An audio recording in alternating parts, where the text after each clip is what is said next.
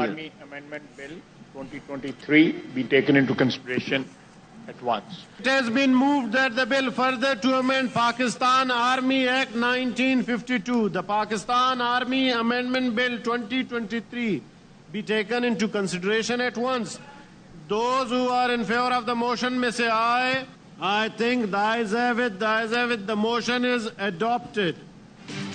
Saint نے army act 1952 میں ترمیم کا بل منظور کر لیا. وزیر دفاع خواجہ آصف اور وزیر قانون اعظم نذیر تارڑ نے ترمیمی بل پیش کیا. بل کے مطابق سرکاری حیثیت میں معلومات کے غیر مجاز انکشاف پر 5 سال قید کی سخت سزا دی جائے گی.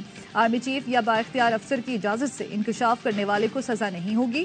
پاکستان اور افواج پاکستان کے مفاد کے خلاف انکشاف کرنے والے سے آفیشل سیکرٹ ایکٹ کے تحت نمٹا جائے گا. حساس ڈیوٹی پر تعینات شخص 5 سال تک سیاسی سرگرمی میں حصہ نہیں لے سکے گا. متعلقہ شخص ریٹائرمنٹ, استعفا اور برطرفی کے 2 سال بعد تک سیاسی سرگرمی میں حصہ نہیں لے سکے گا.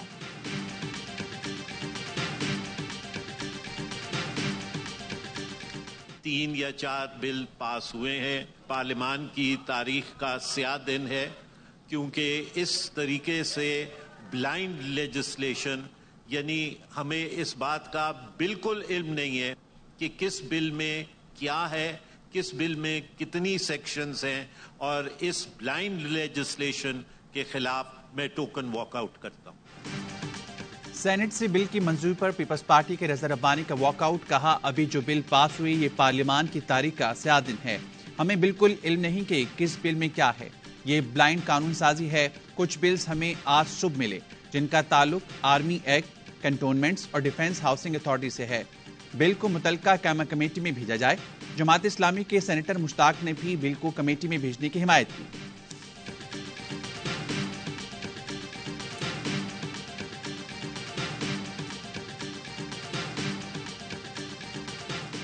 ان کے قائد نے ہماری قائد جو ہے مریم نواز کے متعلق جو اپنی تقریر میں کہا تھا, اس وقت ان کا ضمیر نہیں جاگا تھا. سلیکٹو جو ہے اپلیکیشن جو ہے وہ کا برداشت نہیں ہے. یہ اس کی معافی مانگے. میں معذرت کرتا ہوں, یہ اس کی معافی مانگے.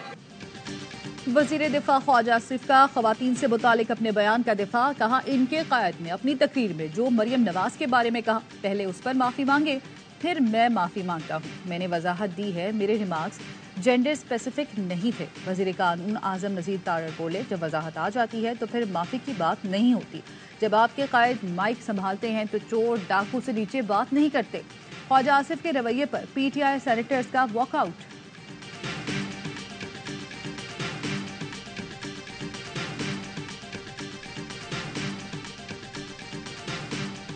Pakistan strongly condemns the provocative statement made by the Indian Defence Minister. Pakistan is fully capable of defending itself against any aggression. بھارتی وزیر دفاع کا ایل او سی سے متعلق بیان اشتعال انگیز اور قابل مذمت ہے. پاکستان علاقائی سلامتی کا دفاع کرنا جانتا ہے. پاکستان بھرپور صلاحیت سے جواب دے سکتا ہے. ترجمان دفتر خارجہ کا 2 ٹوک پیغام. کہا بھارت کا غیر ذمہ دارانہ رویہ خطے کے امن و سلامتی کے لیے خطرہ ہے. پاکستان ذمہ داری کا مظاہرہ کرے گا. خطے میں امن و استحکام کے لیے کوشش کرتا رہے گا. ڈنمارک میں قرآن پاک کی بے حرمتی کی شدید مذمت. عالمی برادری سے مؤثر کردار ادا کرنے کی اپیل.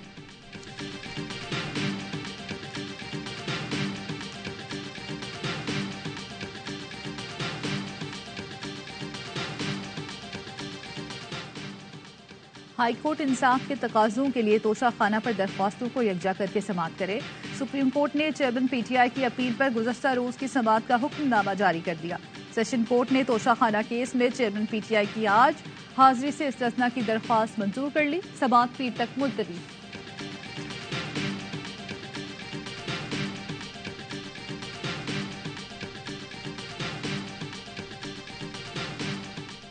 بلوچستان میں طوفانی بارشوں نے تباہی مچا دی. مختلف حادثات میں مزید 3 افراد جاں بحق. ہرنئی میں سیلابی ریلا 6 اور بارکھان میں 1 شخص کو بہا لے گیا. خاران میں متعدد مکانات منہدم ہو گئے. متاثرین کھلے آسمان تلے رہنے پر مجبور. سبی میں بارش کا پانی گھروں میں داخل ہو گیا.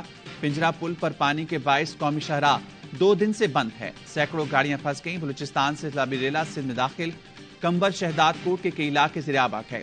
ندی نالوں میں طغیانی، خوزدار اور شہداد کوٹ کا زمینی رابطہ منقطع ہو گیا. نادرآباد کے مقام پر پل بہہ جانے سے موٹر وے 4 روز سے بند ہے۔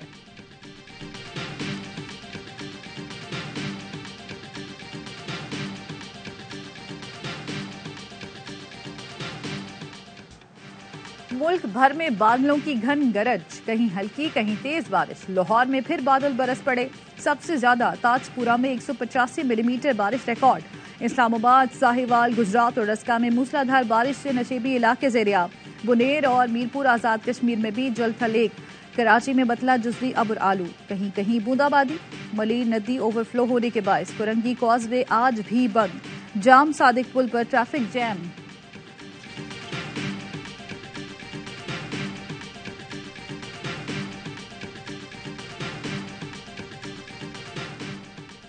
چین کے بینک نے 2 سال کے لیے $2.4 ارب کا قرض رول اوور کر دیا۔ وزیر خزانہ اسحاق ڈار کا ٹویٹ لکھا، 2023-24 کے لیے 1.2 اور 2024-25 کے لیے $1.2 ارب دینے تھے۔ پاکستان کو ان 2 سال کا رقم پر صرف سود ادا کرنا ہے۔